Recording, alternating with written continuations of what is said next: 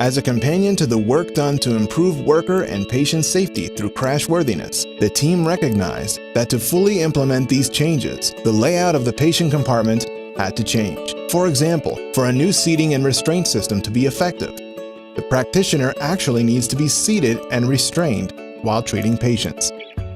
To accomplish this goal, the U.S. government partnered with representatives from the EMS community to better understand the job duties and tools involved at each level of service, BLS, ALS, and transport.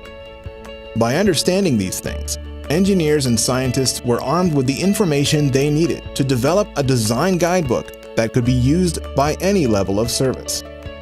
The guidebook will help EMS organizations design a safe and efficient patient compartment so that practitioners can stay seated and restrained while treating a patient.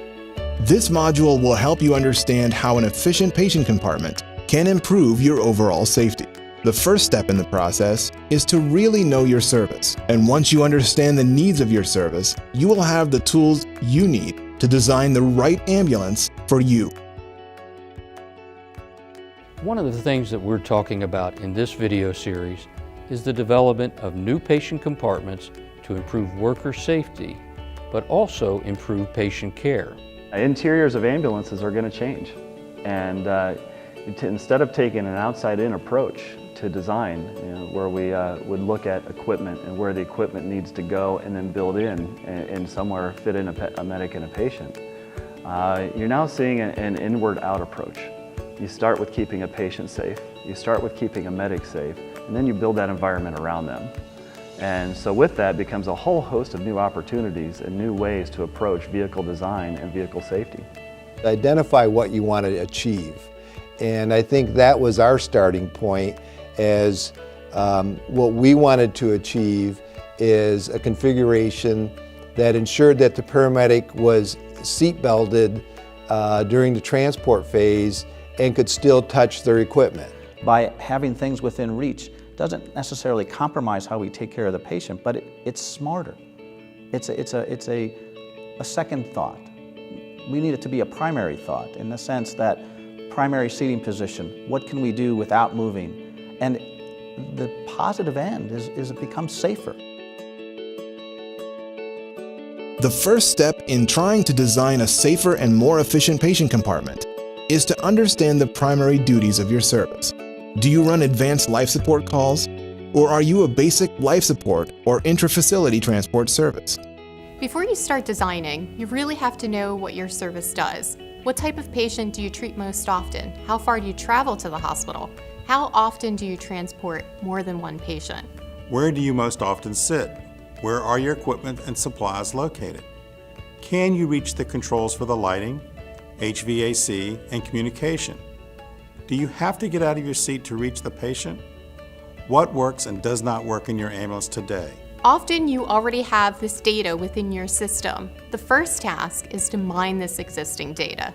When you're reviewing your call volume and call type, think about where you prefer to sit, where you are best able to monitor an IV or take your patient's blood. Do you prefer the ability to see your patient's face to ensure they're comfortable and relaxed? If your preference is to sit next to the patient's chest to accomplish these tasks, then this might be the best location to be identified as your primary care position. That primary seating position should have within arm's reach the controls, the operations that you need to have in the back of the ambulance, whether it be as simple as turning on the oxygen or turning on a specific light or suction or any of those critical components you need to have within arm's reach.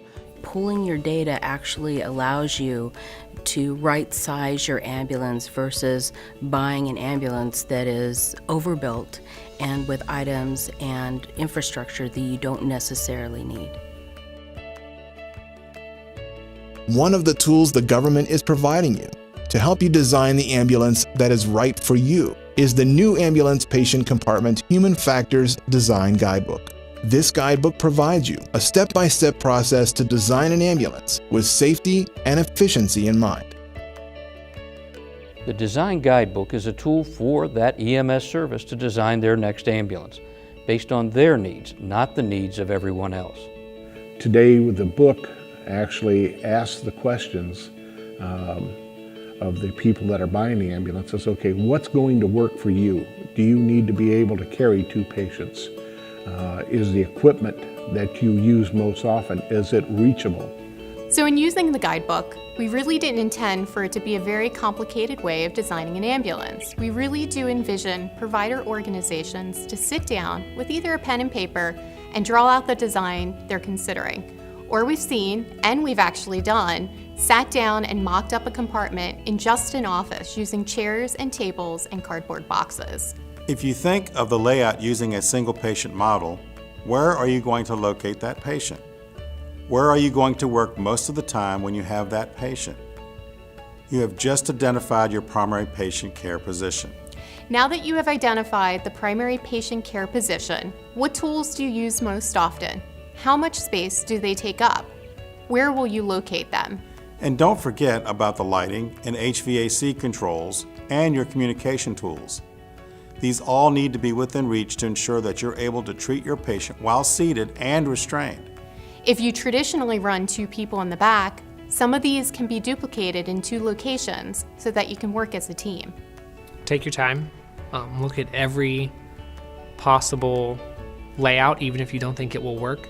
Look at demos, get everybody's input, talk to people from all over the place, and then look at your call volume and your demographics. Where are you spending the majority of your time in the back of the unit, in the back of the ambulance, treating the patient? And then let's design around that area first and foremost, then tell me where your secondary and third options are going to be, if there is a third option, and then move controls over there if need be. And it's no different than if I move into a new office and I get a new desk. I'm going to put my computer where I'm going to be sitting and facing that screen. I'm going to put my phone next to it. I'm going to lay out my desk area so that it makes sense and fits me to the way I'm working. And we want to ask the same questions of the end users and the paramedics and the EMTs, where they're going to be, where they're going to spend the most of their time, and put the tools around them so that they don't have to get out of the seat and they can stay belted in and be safer where they're at and still be able to perform the functions of their jobs. The takeaway message from this module is that your next ambulance has to work for you. The good news is that you already have the tools to make this happen. You know your run history, you know what works and doesn't work in your ambulance, and it's up to you to put the pieces together. We encourage you to utilize the Ambulance Patient Compartment Human Factors Design Guidebook to design your next ambulance.